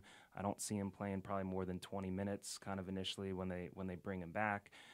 And it will take time, probably till the end of the season, until I think he's really in the game flow. But I think he will be successful. Do I think he will be the player he was prior to the injury? Probably not, but I still think he will be a productive player. All right, Doc, let's move a little bit to the NBA. Derrick Rose, he's had some very good moments this year for the Timberwolves. But what has not changed is him missing games. We all know that he has had some injuries that has kept him out for maybe a season and a half, and things of that nature. With him having these moments and you got people rattling around him to be that same guy, are we just expecting to just think and just say, look, he's just going to miss some games moving forward for the rest of his career, and it's going to always be a knee issue? Yeah, I think Derrick Rose is almost one of those, fan favorites. He seems like a good guy. He was pretty much left for dead almost a year ago, and he's really kind of flourished coming back this year. He's gone through, I think, 4 knee surgeries, 2 on each side, including ACL, and now we're talking about an ankle injury that kept him out for, I think it was 6 games. But he came back last night and 21 points, I think 5 assists, and played 30 minutes and looked pretty healthy. So kind of like you said, I think unfortunately his body is a little more fragile, say it how you want, so you're going to have to manage his minutes and playing time, and he's going to miss some games, but I think you still see he has that talent when you kind of put him in the right situation. They got other guard play in Minnesota, so again, it's not like he has to play 40 minutes a game, so I think it's really about being smart with his minutes and his rehab and conditioning and everything else to try to maximize what you get out of him. Yeah, that's interesting. Right. Man. There you have it. Real quick, can I get your 4 picks? Yeah, for the game today. My only going against chalk, I'm going to take the Chargers over the Patriots. I don't think Rivers ever beat Brady, but I test. I don't think the Patriots are who they used to be. So I think all the other teams, Chiefs, Saints and Rams, they will all be good games, but I think home teams win, except for I'm going Chargers, pulling the upset. All right, there you have it, my man, Dr. Donald Fowler III. We're going to take a quick break, and we will be back with our picks on the 3 Point Conversion Sports Lounge.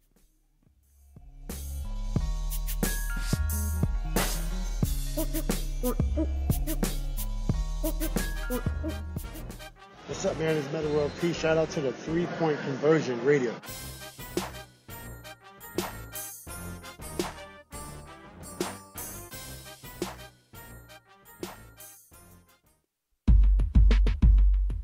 Have Have you been looking for a radio station that gives you sports, I don't believe it. It's a touchdown. entertainment, Are you not entertained? and other special interest talk shows? Well, isn't that special? All on one app? Yo, that's dope. What app is that? It's the real 1100 AM app for WWE. Grab it for free in your Google Play or Apple App Store today.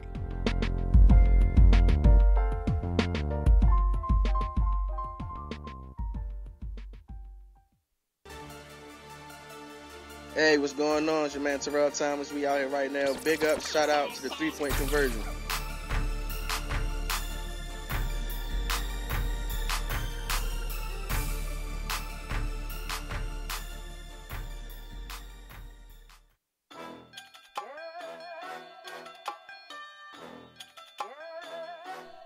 All right, we are back inside the 3-point conversion sports lounge. It is time for our weekend picks. And H.O., we're going to start with you. First game, Colts and the Chiefs. Who do you have? I'm taking the Colts. I'm just jumping straight out and I'm a believer of offensive line. I'm a believer of Andrew Luck. I just think that they are possibly the most underrated team that we've seen this year that does not get enough talk about how they actually built their team, and not to even mention that they got $118 million in cap space for next year. You know, so I'm going with the Colts. G, who do you have, sir? I'm gonna take the Chiefs. I don't think that I think the Chiefs are used to playing outside, and even though like it's gonna be snow and the Chiefs might not have the speed that they normally have, I think just having the advantage of having the home field advantage and the crowd behind them, and I think they'll make enough plays defensively to beat the Colts. And the Colts have a good strategy defensively. I don't think it's going to work against the Chiefs, though. That's the bottom line. It's not good. Chiefs have too much talent. And again, it's snow outside, but you still can run fast if you're running a straight line. And if Tyreek Hill is running a straight line, that's, and I think with the cover two, Kelsey's going to eat up that middle. If Leonard is that good where he's able to cover him and get range, okay, but Kelsey's going to eat up that. And then, like I said, with Mahomes throwing the ball, he's accurate. So I have the Chiefs winning as well. But would love to see the Colts win. Cowboys and Rams. G, I'm going to start with you first. Never mind. I forgot. I can't pick against Dallas, but who do you I know there are ways that the Rams can win, but it just comes down to execution, really. Like I said, their secondary is iffy. I don't think that Aaron Donald can beat the Cowboys offense by himself, but he is going to still be disruptive. So it's going to be on Dak and Zeke to make some plays, for the offensive line to help make some plays. Defensively, offensively for the Rams, it's whatever Gurley can give them. Like, he has to be effective. If he's not effective, that's going to affect Goff. So it's really on Gurley to help the Rams, but I can't pick against the Cowboys. They're my team, so I can't do it. Go ahead. I think the Rams will throw to run. I think Seattle fed right into their hands last week. Their front seven is awesome. They will stop the ball. I think the Rams will have a strategy of stretching them out first and then coming back with Gurley to run the ball to kind of give them a little space. So I'm taking the Rams. I'm taking the home team for this one. Honestly, this is tough for me because I wanted to say the Rams, but I did say earlier this season, not because I said it, but I'm starting to believe it again. Like, it's happening where you look at the way the Dallas has been playing, the Dallas Cowboys has been playing, and the way Dak has been playing, which has been impressive. This last 3-4 week run that Dak has been on has been reminiscent of the Dak we saw his rookie year. So that coupled with the running game, and then not to mention you have a wide receiver. Even though they're thin at wide receiver, that's the scary part. They're thin at wide receiver. But if the defense can control the game just enough to where they can run the ball and then be able to get Cooper the ball at certain times of the game, Dallas might steal it. But through all that, I just think they're too thin at the wide receiver position, and I think Rams pull it off. So I'm going Rams. But this is a tough game for me to decide. Now, what about the Saints and the Eagles? Who you have, sir? I'm going with the Saints. They've been rested. I think I won't be surprised if the Eagles play a tough in a close game. I just think that walking into the locker room, showing me $225,000 cash with a Lombardi trophy is very, very motivational. You're not lying. Very motivational. And the Saints are at home, and this is a hard place to win. It is. It was 48-7 last time. But was Nick playing though? Nope. That's and it's a different dynamic though. I feel you. Well, I think the thing is, can the Eagles run the ball? I still feel like they can't. They can't. And if it's going to be where, the Saints are just pinning their ears back and going after Foles, it doesn't matter how quick he gets rid of the ball. I don't think he's going to be that effective. Well, I think with the wide receivers, man, especially Alshon, this is the type of game where he comes up big because you don't need speed, just as long as he's moving a chain, and he's hard to guard. He catches those crazy. If Eli Apple's on him, maybe.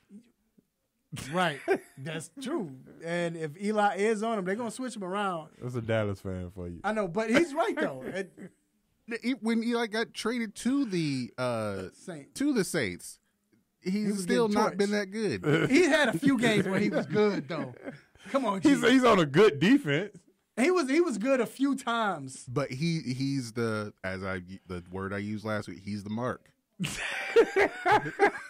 See, we're not condoning game member talk right now. The straight up mark. Taking it back to 19. See, they wouldn't know that if you didn't mention it, man. Straight up mark. So G thinks Eli's a straight up mark. So no. But honestly, it falls back on Eagles D-line. I've always said it's about the Saints, and that's why Dallas was so successful, and no one else probably hadn't been. If you can get to Breeze with 4, then you have a chance. But if not, he has all day to pick. Then pick and pop. I think Eagles in trouble. So we might see another 48-7 game again. So especially in New Orleans. Was that in New Orleans last time? Yeah. Mm-hmm. And then the last game, L.A. Chargers going up against the New England Patriots. G, who do you like? It all points toward the Chargers winning this game. I think they have the better defense. I think their offense can beat the Patriots defense. And with the Patriots offense, it's like I think they kind of thrive on being kind of unpredictable, but I think it all centers around, can Gronk give them anything? And if he does, then that's going to make the Chargers pay attention to him.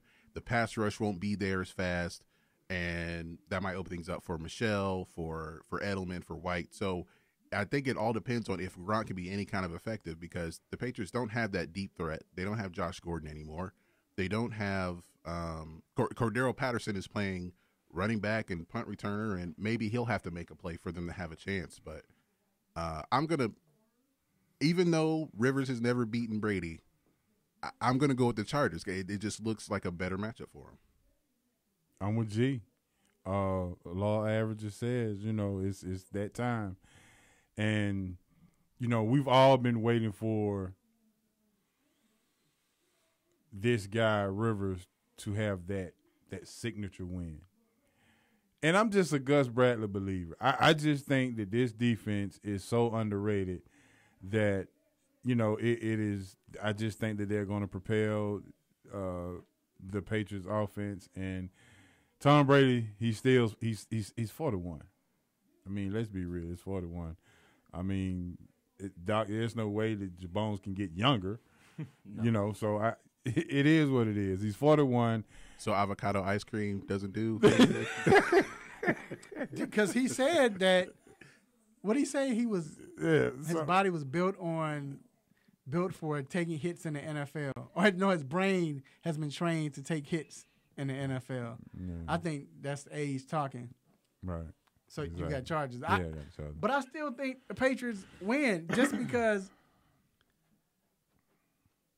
I don't know, man. I wouldn't be surprised. It's just it doesn't look that great for them. But the scary part is the way they've been playing, they've still been winning. True, they're playing a horrible division, but it just seems like when it's playoff time, they dial in. And what other coach gets his team motivated than Belichick? Now, it's crazy because you think of the two playoff games. The first playoff game, I think the first playoff game they lost, LaDainian Tomlinson was hurt when they played against New England, and Rivers was playing with a torn ACL, which is crazy. The next time they went, they had home field advantage. They had the lead, but the infamous fumble, and it was like, it just couldn't. So it was always there and could have won, but I just think with veterans, knowing how to play, Gronk is healthy. It's like hard to. The AFC Championship should be called the New England Patriotship. I mean, because they're always there. When is the last time they haven't been in the AFC Championship? When the last time they hadn't been in 2 years in a row? I mean, they missed 2 years in a row. I don't even know if they had missed 2 years in a row. They're always there. I think like 2008. That's crazy. Well, so that's all. That's why I'm picking. Nick Saban has had a run of having his team prepared, and it looked unprepared Monday. Yeah, but the quarterback on the other end don't have long hair. Yeah, but he gonna be wearing a gold jacket one day. True, that's true. With a bolo tie. Hey, it's been a lot of quarterbacks that wore gold jackets that hadn't beat Tom Brady, so I was going to be wearing gold jackets, but we'll see. Tom Brady won 41 then, but he 41 today. All right, it's on you, G. You know how you just have that good feeling for a pick? Do I feel lucky? Yeah, that's this segment. It's time for Over Under with D Intellectual and Mr. Controversy, only on the 3-Point Conversion. All right, so for Over Under segment this week, the divisional round version, a couple of prop bets that people can look into. So the first one here, who do you think will have the most passing yards? This might be an easier answer than people think, but who have the most passing yards this weekend? Drew Brees, Andrew Luck, or Patrick Mahomes? Ooh, Drew Brees, Andrew Luck. I'm going Drew Brees.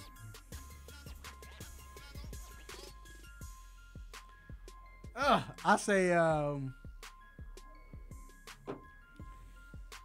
say Andrew Luck, because I think Andrew Luck is going to be down, so he's going to throw. He's going to be one of those 450-yard passing games with 2 touchdowns, but they probably lose because they're behind. So I got Andrew Luck. Yeah, I would lean more towards Brees because they're playing inside, but the game is probably going to be over in the third quarter. That's why. 48-7. All right. Maybe another simple or easy one. Who will have the most rushing yards this weekend? Ezekiel Elliott, Todd Gurley, or Marlon Mack? Wow. Whew, that's a tough one. And which of the defenses has given up 152 yards a game over its last 3 games? That will be Kansas City. But still, because you know why? Because Dallas is going to lean on Ezekiel Elliott. But if Rams get going, Gurley's going to have Gurley could break. I'm going with Zeke. I'm going with Zeke. I'm going to go with because I just said what's the name going to throw for 450 yards, so I'm going with Todd Gurley. All right, and the last one here, what will be the highest margin of victory in the divisional round? It has been set at 17.5. So do you think anyone will lose or win by 17 points, 17 or 18 Not points? excluding the Saints. Excluding the Saints. Because I have the Saints. Yeah, I will go with the Saints as well. That's the easy one. I think every other game, I think Colts will make it interesting, but it'll be 16 points they'll lose by. All right. Well, that'll do it for the over-under divisional round version. And all right, we're going to take a quick break, and we will be back with What's on Our Mind.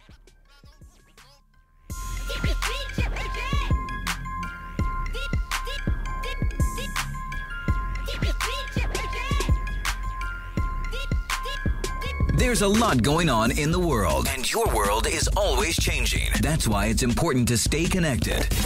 The latest news, the latest entertainment, the newest music. If it's in the air or on the air, it can be in the palm of your hand, wherever you are, with the iHeartRadio app.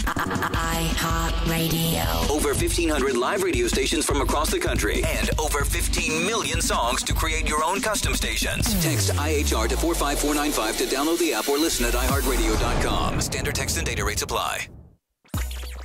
What's good, family? I'm Marlon Sucker Free Jones, a Sucker Free Life LLC, and I'm locked in every Saturday to the best sports show on the planet, the 3-Point Conversion, where no team or no player is off limits. So let's talk sports, the best of the best, the worst of the worst, and everything in between. Can you dig that?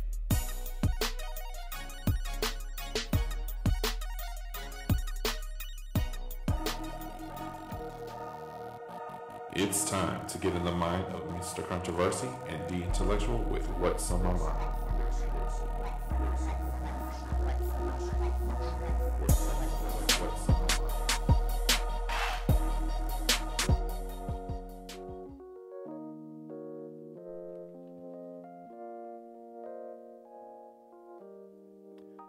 All right, we are back inside the 3-Point Conversion Sports Lounge. And this next segment, What's on Our Mind, is brought to you by Sucker Free Life LLC. Make sure you live your truth for the world to see, because everyone can be sucker free. Make sure you purchase your apparel today on Facebook.com/Sucker Free Life LLC. All right, this segment is where we like to express what's on our mind, and I'm going to start first. And so, make this quick. So, as you know, I've been griping about it all day, all morning, that the Chicago Bears lost last week, right? And it's not necessarily towards me, because honestly, I didn't get too much of a third degree or people trying to get on me. Shout out to Rick. But what I don't get and I don't understand, and I hate the fact that, okay, my team lost, or your team loses. That's fine. But when someone tries to troll you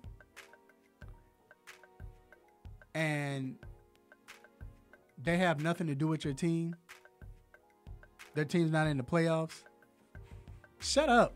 Why bothering me. I understand. So, like, for me, I'm a Bears fan.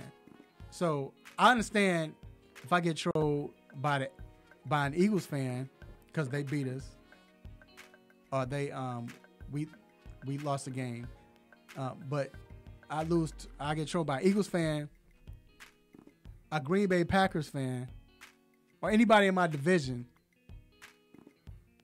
I understand. But if you're an Arizona Cardinals fan, why are you talking to me? Like, what is your point? It doesn't make sense. I don't get it. For the Alabama Crimson Tide, they lost. You had Fresno State fans getting at Alabama fans.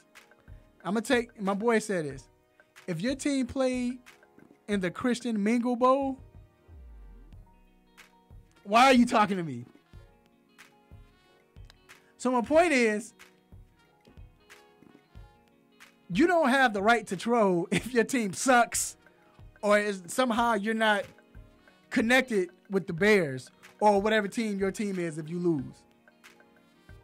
Now, I understand the Patriots. I get they earned that right because you hate the Patriots.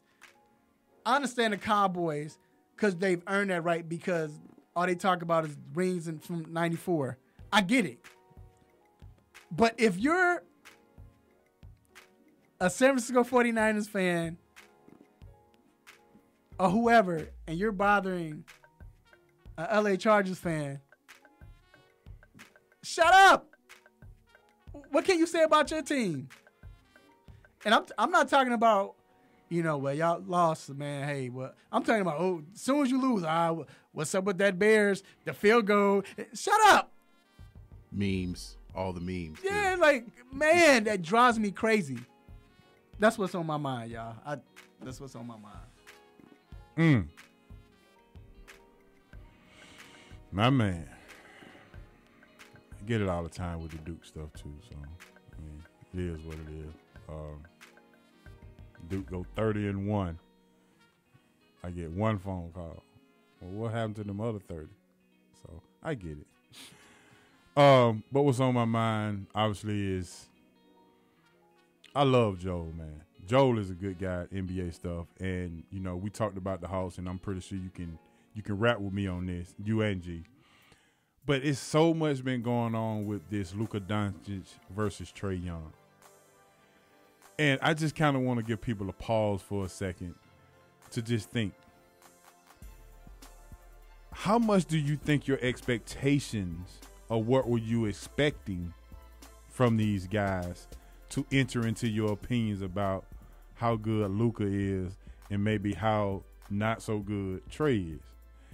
I wonder if Luka had the Steph Curry moniker coming into this league and Trae no one ever seen him play. I wonder how we would look at that then, because no one ever seen Luka play.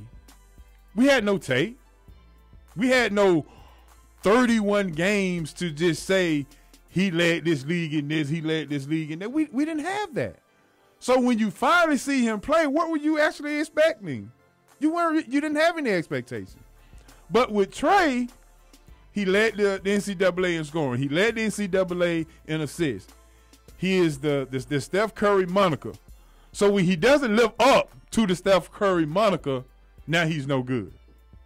Now he's a bad pick for the Hawks. If you're a real NBA fan, how about Trae has made John Collins a future All-Star? How about he has helped Kevin Huerter, who no one has ever heard of, into a solid NBA piece? How about we look at it that way? It's just something to think about. Let's just kind of take your expectations out of players when it comes to your opinions. And that's what's on my mind. All right. I definitely understand you, sir. Good stuff. And Brian O'Brien, who cares if that ball? That ball went tipped. He missed that field goal. Anyway, if you hear this music you know what it means. It is time to let you go. But before we let you go, we have some shout-outs, and you might be a part of it, so stay tuned. First of all, I want to thank the Almighty God for giving me this opportunity, this platform to say what I say, talk my talk, make you all happy, upset, mad, want to give me the stop it button. I appreciate you, God. Also, I appreciate Jerry Jones for leaving Thank that you, drop. Raphael. There you go. You're welcome, Jerry Jones. I appreciate that, Jerry Jones. Anyway, I want to thank our sponsors, Sucker Free Life LLC, also Cindy Cuts Barbershop. And I want to thank my special guest, Mr. Joel Cortez, and of course, Dr. Donnie Fowler. Also, my team G, lovely Miss Crystal Dayon, and my main man, H.O. You already know. Thanks again, the big man above. Thanks for the chat room guys at the 3 Point Conversion Lounge. Thanks the whole crew, Ralph, G, the Intellectual, Crystal, my Duke guy over here. Hey, one big happy family. This is how we do it on Saturday morning. We hope to inspire you each and every Saturday with what we bring to the table as far as the sports world. And if you want to continue to listen to great sports, please tune in. Sports Roundtable each and every Wednesday, 7 to 9 o'clock p.m. Eastern Standard Time. All right. And on Wednesdays, I will be hosting a podcast after 9 o'clock because I'm not part of a show from 7 to 9 on Wednesday on 1100 WWE. Whose fault is that? Anyway, I want to thank my family and friends, beautiful wife, children, cousins, nephew, nieces, aunties, uncles, brothers and sisters, grandparents, and play cousins. Make sure you all love family. Let everyone know you love them while they're still alive. Eat good. Watch some sports. Watch some playoff football. I don't know if I will be. But other than that, till then, same time, same show, same crazy week. Same crazy sports host. Same sports nonsense. Same NBA football. Same NBA football. Will you miss me? I'm out. Peace. Huh? You just got done listening to the 3 Point Conversion Sports Lounge. Be sure to follow us on our Instagram, Twitter, and Facebook accounts at the 3 Point Conversion. And also make sure you check out our website, the3pointconversion.com. Be sure to follow us live and listen every Saturday morning at 10 a.m. Eastern.